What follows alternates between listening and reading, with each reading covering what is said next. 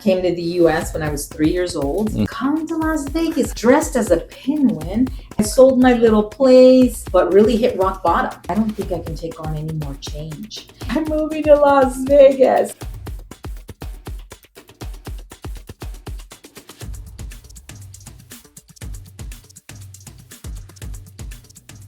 And Laura is driving the industry here locally and actually nationally here. So what we're going to do is we're going to dive into her story and her journey of her particular business here, the ups and the downs, and her vision and her heart for the business. So right now, let's start out with Laura. Laura, can you tell us more about yourself before we jump into about the staffing business? Absolutely. So I was originally born in Mexico, came to the US when I was 3 years old, grew up in a city called Redlands, California. And then over 19 years ago, came to Las Vegas and went into the staffing industry. Right. So I've been in the staffing industry for the last 19 years, absolutely love what I do. And in October of 2014, started CS Now Staffing. Perfect.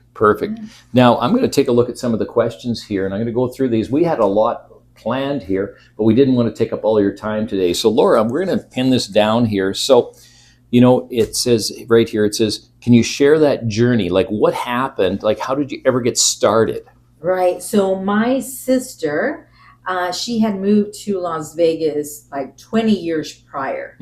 And she kept telling me, just come to Las Vegas. I'll get you a job. And I was in the real estate market. I was a housing director at the Neighborhood Housing Services of the Inland Empire. It's a national nonprofit organization. I was a housing director, and that's what I did back in San Bernardino, California at that time. And I went through a really horrible divorce. I had been married for 15 years, had my 3 kids, just grew in my career, but really hit rock bottom. And my mother had told me that she was moving to Las Vegas with my sister. And I'm like, I don't think I can take on any more change. And at that time, I was already had my own little business called Latina Mobile Notary. Okay, a notary company that I would notarize, and I would do loan docs, made really good money out of it, actually. And so I said, I'm moving to Las Vegas. I sold my little place, came out to Las Vegas, took on a job as an usher greeter, $9 an hour, dressed as a pinwin at Mandalay Bay through the staffing agency that my sister worked for. And I thought, what am I doing here? Telling people to go one way, telling people to go another way. Like $9. But I just kept smiling and said, okay, new beginning, new start. Because I did that, it gave me the opportunity for the owners of Millennium Staffing, the staffing company that my sister worked for, to meet me. And so then they interviewed me and said, if you're anywhere as good as your sister, you're hired. And I said, I'm better than my sister. I love my sister. And so they hired me. And they put me in a division where I was staffing clerical administrative positions. I did not do well. I have a really tough time with high maintenance women. And so I did not do well. So they're like, you know what? Let us try you out in another position. World Market Center had just opened up, just had their first show, and they ran it very military-like style. The numbers were very, very high. You weren't dealing with just filling one order. You were filling 50, 75, 100 different shifts. So I went and I met with them. I fell in love. I'm like, yes, this is my seat. And so I grew very well with World Market Center. I opened up Building B. I opened up Building C. At one time, I had up to 500 people there. They gave me all the staffing company had me fill all the facility engineering positions all along the whole strip. So plumbers, electricians, that's what I was staffing. And through that, I met my husband. My husband, I actually hired him, not knowing that he was going to be my husband. I said I would never get married again. Don't mean to be rude. I said I would never date outside of my race. Everything I said I wouldn't do, I mean, I said I would never date an employee. Well, the owners gave me permission. They actually encouraged me to date him. I'm like, are you guys crazy? I don't want to date him. But he ended up asking me out, and I said yes. Went on a date with him. Total gentleman. I did put everything down on the table. It's like, there's certain things, this and that. I was just, it was really difficult for me to date an employee. But anyways, to make a long story short, we ended up getting married, and I get saved. We get saved. I literally find, and the Lord finds me. And I was working 24/7, constantly working, focusing on my career, where my career was first, then after that were my kids, then after that, my spouse, and then after that, the Lord. So my life was completely out of order. And so with that being said, after getting saved and really getting to develop a relationship with the Lord, because it wasn't a religion, it was a relationship, I knew that I was not heading in the right direction, that my life was completely out of order. So I went ahead and I resigned my position that I absolutely loved. The owners met with me and they said, do you understand you're in a non-compete? I go, oh, I do. I go, I'm not going to a competitor. I don't even have a job. I am going to be discipled by my pastor. And I just went ahead and started putting the Lord first. And I will tell you, it's been a journey. I left the staffing industry to serve the Lord. He protected me for 2 years. Didn't pay our mortgage for 2 years. Didn't lose our home. I fasted and I prayed around my neighborhood, around my home, and believing that I was serving the Lord and I was learning how to put Him first. And through that, I ended up getting other little jobs here and there, but they would still give me that flexibility of being able to serve the Lord. Okay. And so then 2 years after, a new staffing company was coming in town.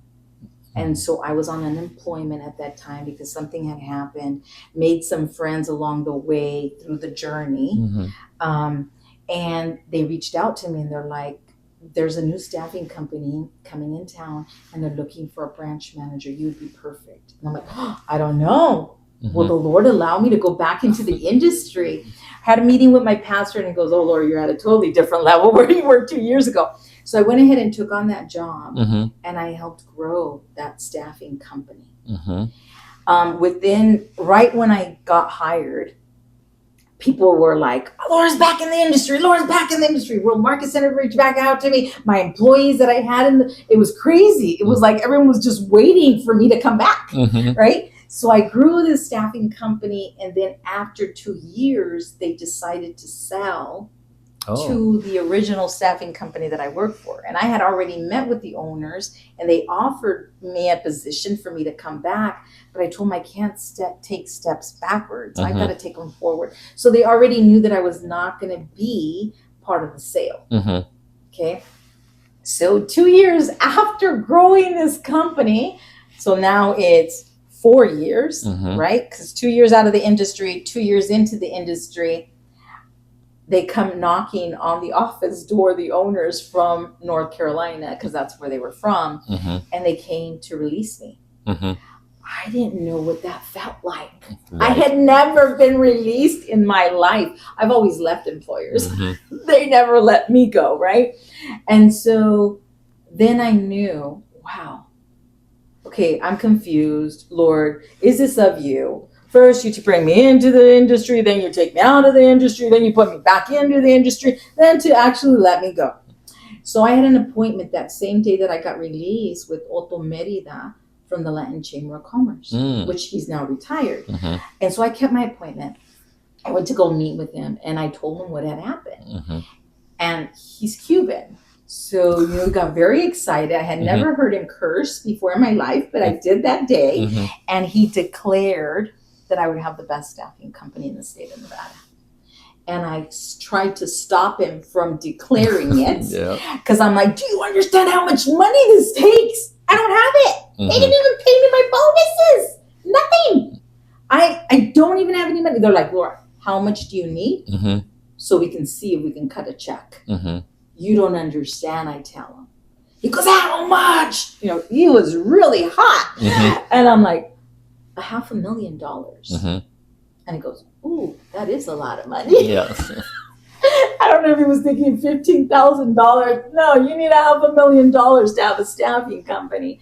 And he goes, you know what? We can't cut a check like that. And I would never expect anybody to cut a check like that anyways. Mm-hmm. But he said, told me one thing. He goes, whatever you do, don't disconnect. Mm-hmm. I had been their ambassador.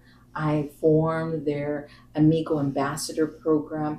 I was bringing in people that they had never seen before. I was able to gather people together. And he's like, I don't know how you do this. Mm-hmm. He goes, but don't stop doing what you're doing.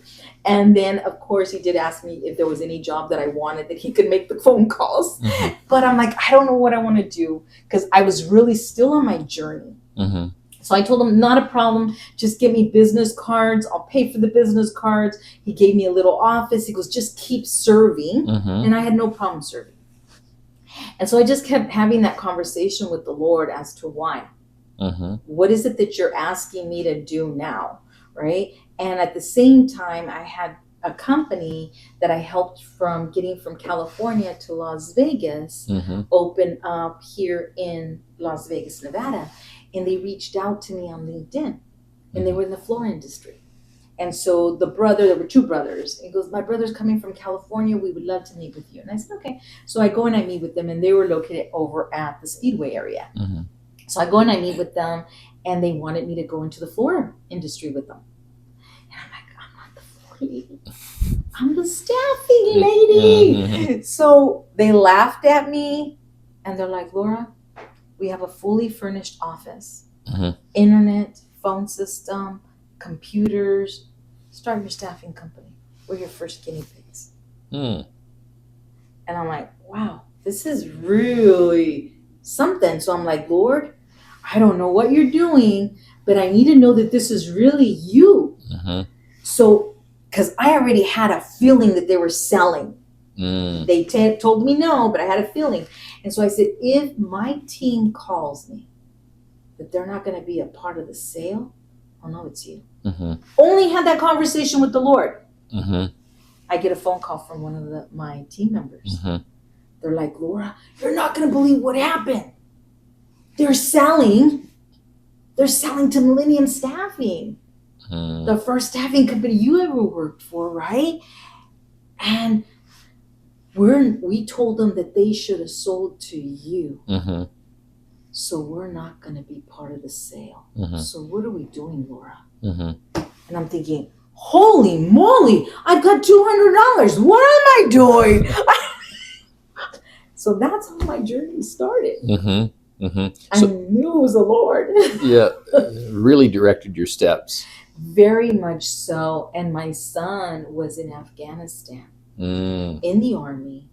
And I reached out to him, sending letters to him. And he agreed that I should start the staffing company and that he would be a partner, Mm-hmm. And it was something that was keeping him moving forward.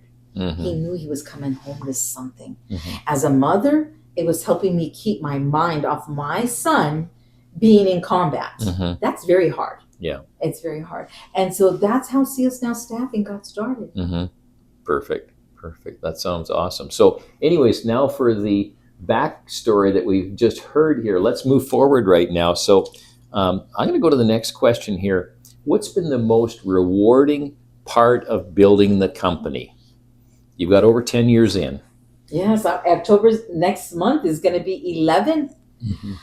I'm going to have to say serving the Lord, Mm-hmm.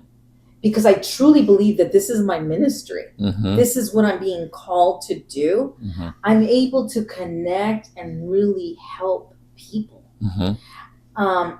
COVID, there's no way that you could hold me down. Mm-hmm. My personality, not dealing with people, you want to kill me? No.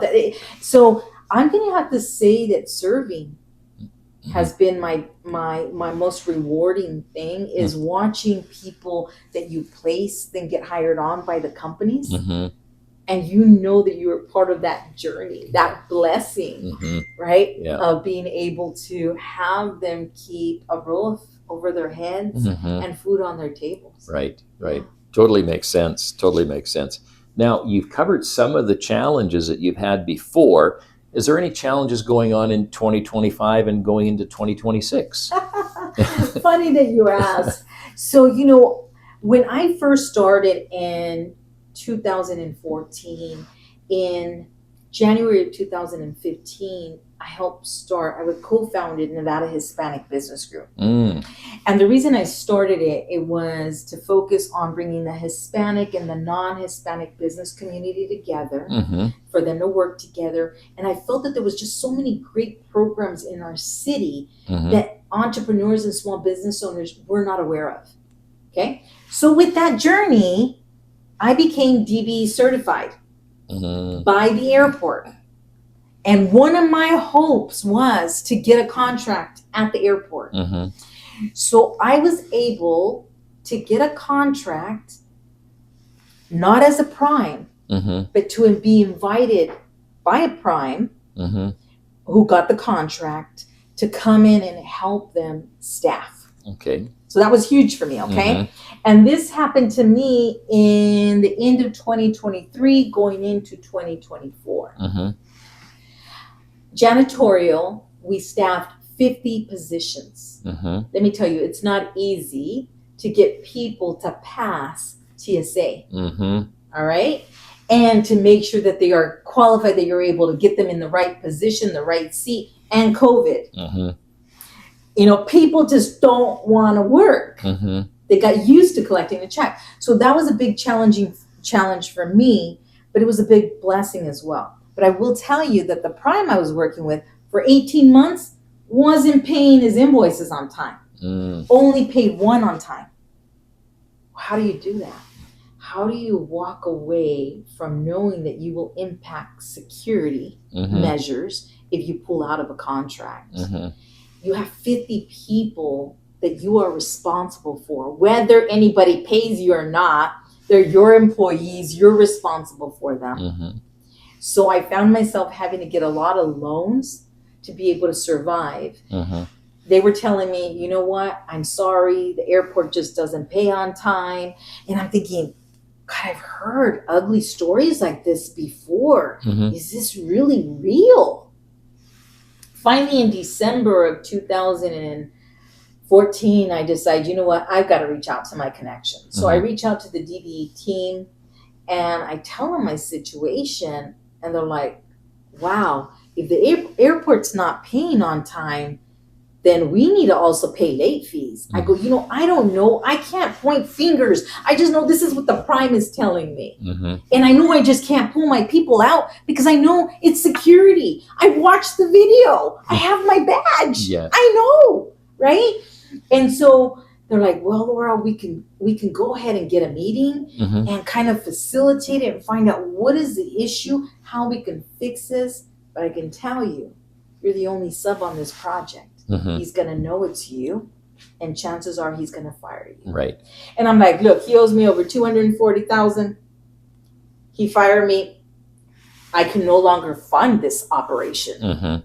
It's not fair, especially not knowing that if you're going to get paid on time. So we went ahead and asked for the meeting. The prime automatically fired me, automatically complained about me being a lousy worker, being expensive, being all this. All accusations, that I was a very, how do you say it, emotional business owner. Oh, now you're even discriminating against me because I'm a woman. Funny. No complaints on our contract for 18 months, but now suddenly there's complaints. And so that was a big challenge. I almost had to file bankruptcy in December. Okay. He kept 35 of my people. It took a month to be able to pay that invoice. So challenges? Yeah, challenges. We experience them all the time. That's right. Where I even had to talk to the Lord and I said, and I just had this conversation with him last week. I said, Lord, do you need me to go find a job? Am I responding to a calling that you really, maybe it's make-believe in my head that this is my calling? I go, because if so, then I'll go look for a job. I need something to come and be so real that I know that it's you, that you want me to continue this journey.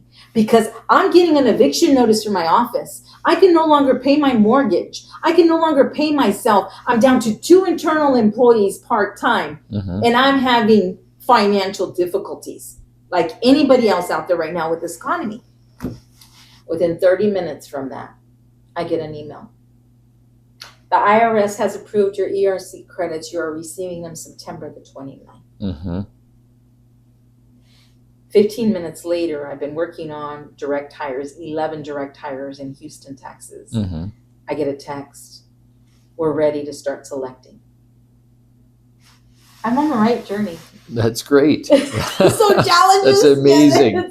That's amazing. Yes, I mean, I could go on forever of so many things that the Lord has shown me that I'm in the right path. Perfect. So now that she's on the right path, the next question is, what's next? What's next? I really want to buy a building.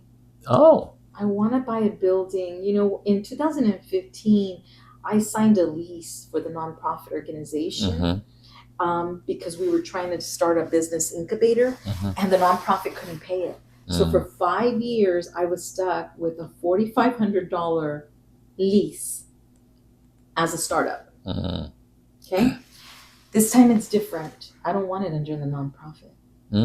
Because, you know, I also started a podcast called Business Matters. Business matters. Of course it does. Just like everything else, you know, like there was no such thing in COVID. Essential, non-essential. What are you talking about? Every single business is essential, right? So I would love to buy a building and create that business incubator of really supporting the small business community. But now I would own the building. Right. Yeah. Don't need to lease it. Don't need to lease it. Right on. That's perfect. So if you're listening out there and you have a building that you do want to get rid of, you can get a hold of Laura. So yes, please. Yeah. So anyways, that's an incredible story. Really appreciate you dropping in here today. And if somebody needs to reach out to you, how do we really find you, either online, LinkedIn? How do we do that? Going to our website, See Us Now Staffing, and spell it all out like see me. seeusnowstaffing.com. You can also follow us on YouTube, Facebook, LinkedIn, Instagram, TikTok. And if you are a company looking to hire a team of professionals and our core values align, I would love for you to reach out to me directly. My cell number is 702-469-0151. Texting is always best, and tell me who you are and why is it that you're reaching out to me.